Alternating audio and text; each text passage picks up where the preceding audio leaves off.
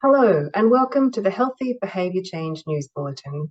I'm your host, Amanda Crawford. Tonight, we have a special report on changing our health behaviours. From cutting back on takeaway to getting off the couch, we all have behaviours that we could change to reduce our health risks and improve our long-term physical and mental well-being. But so often we don't change. It's hard, we're busy, and we resist the advice of our health practitioners who try to suggest we eat well and adopt safe behaviours like cutting back on our drinking. However, one behaviour is showing great promise for behaviour change, and it's based on the idea that motivation is a dynamic state that can be influenced, and that depending on our practitioner's style, our resistance to behaviour change can actually be resolved. So tonight, we share the story of Amanda, who went from couch potato to enthusiastic exerciser, all thanks to motivational interviewing. Hi, my name is Amanda and I've always struggled with exercise. I didn't come from a sporty family, but as I've gotten older, I've really realised how important it is for my health. So it all started with a course that I was doing at uni on sports psychology. We were learning about the trans-theoretical model of behaviour change. And at first, I didn't realise I was in the pre-contemplation stage, but when I went to see my doctor just for a regular checkup, she raised some concerns about my lack of physical activity. I really heard what she was saying, but I wasn't ready to change. Then after my appointment, I started thinking about it some more. I was pretty ambivalent. I was busy. I didn't have much free time, but I knew that I needed to do something. I know I'm getting older and I don't want to end up with heart disease or anything more serious like that. So I was really stuck between wanting to change and really not wanting to change. So my doctor helped me weigh up the pros and cons, that real classic contemplation stage stuff, and prompted me to think about my reasons for change, like staying physically able as I get older, because I want to keep doing the things that I do with my family today. So I work with my doctor, now very much in the third stage, the preparation stage, and we set some clear goals and a realistic plan for introducing exercise into my life. And then I got moving. I had reached the action stage. Now I'm in the maintenance stage and my focus is on developing strategies for preventing relapse. And I know relapse is perfectly normal, so if I do fall off the wagon, I can just revisit the contemplation and action processes again. It's fine. So the trans-theoretical model really gave me and my practitioner a solid framework for understanding the process of change, especially around resolving my ambivalence about exercise. When we overlay the processes of motivational interviewing on top of that, things really kicked into gear and I was able to move through the stages much more successfully. So here we are today. I'm in the park and ready for a jog. Fascinating stuff. So what is motivational interviewing and how does it work? Motivational interviewing is a counselling method that helps enhance people's motivation to change. It's based on 4 guiding principles represented by the acronym RULE. First, the R, resist the righting reflex. No one likes being told what to do, especially when we're ambivalent about it. When our practitioner tells us to cut back our drinking or to exercise more, our first impulse is to resist, which can just reinforce our existing behaviour. Motivational interviewing shows us it's more effective to explore a patient's motivations for change instead of telling us what to do. Secondly, the U, understand your patient's motivations. Motivational interviewing suggests that when practitioners ask questions about our motivations, there's a greater chance we will make behaviour changes. So by asking Amanda about her motivations, her doctor learned that she wanted to be fit and healthy so she could go on adventures with her family. This was more meaningful to her than reciting a bunch of health statistics. Third, the L in RULE is for listen. Listen with empathy. Being able to listen to patients is vital for understanding their motivations and the pros and cons of their situation. If Amanda's doctor had not listened to her, she wouldn't have discovered that the big obstacle for Amanda was that her gym was driving distance away, and this was stopping her from going.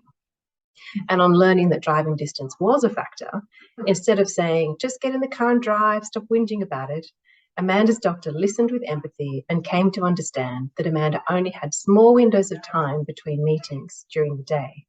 So adding 15 minutes of driving each way tipped the whole activity into the too hard basket. So by listening with empathy, Amanda's doctor was able to understand the real obstacle, and together they could plan to resolve it. The final letter, E, is about empowering your patient. We know that patient outcomes are better when they're active collaborators in their treatment. By helping patients explore their own ideas about changes that they can make to improve their health, the more empowered they will feel and the more likely they are to succeed. One really effective way of doing this is helping patients think about how they have successfully changed in the past. And when the patient sees a practitioner has hope that they can succeed again, then change is even more likely. While these guiding principles are great, one fundamental idea must be in place for motivational interviewing to succeed, and that is having the right spirit, as Amanda's doctor found out. When I first started in private practice, I had a more directive approach. It was so obvious that my patients needed to change. They were really overweight or inactive, and I had all this great information. I wanted to give it to them, so I used to lay it on thick with great authority, but it really didn't work. They just resisted even more. So then a colleague of mine suggested I try motivational interviewing, and one of the key things I found was how important my attitude was. So not only needed to use the guiding principles of the technique, but I really needed to have the right spirit as well. So motivational interviewing is all about building a collaborative relationship with my patients. It's about evoking their reasons for change and honouring their autonomy in the process. So these days I see myself as a facilitator rather than a dictator. And look where Amanda is today. So we've explored the principles and spirit of motivational interviewing, but how do you actually do it? The first phase is building motivation to change. Let's find out more. So when we're teaching practitioners how to do motivational interviewing, we really focus on 4 basic counselling skills, which are represented by the acronym OARS, O-A-R-S. So we teach them to ask open-ended questions. So we encourage them to allow the patient to do most of the talking. We also teach them about making affirmations, which might take the form of compliments or statements of appreciation that really help build rapport and support the patient in the process. We also encourage them to use reflections. So we rephrase statements to unearth implicit meanings and to help patients explore their own motivations more fully. And the last thing that we teach practitioners to do is to summarise, to really draw links in the conversation and to gently point out any discrepancies between what people are doing today and their future goals. So motivational interviewing is all about listening and understanding. And this is what we teach practitioners, to be curious and to be open. And this is what Amanda's doctor learned when she did her motivational interviewing training with us. We're nearly at the end of the motivational interviewing journey. The second and final phase in applying motivational interviewing is about strengthening the patient's commitment to change. And this is all about goal setting and negotiating a change plan of action. The best way to do this is to elicit change talk. So practitioners can use a series of targeted questions to help move people toward a change plan. They can ask questions about the disadvantages of the status quo, the advantages of change, about the patient's optimism for change, and about their intention to change.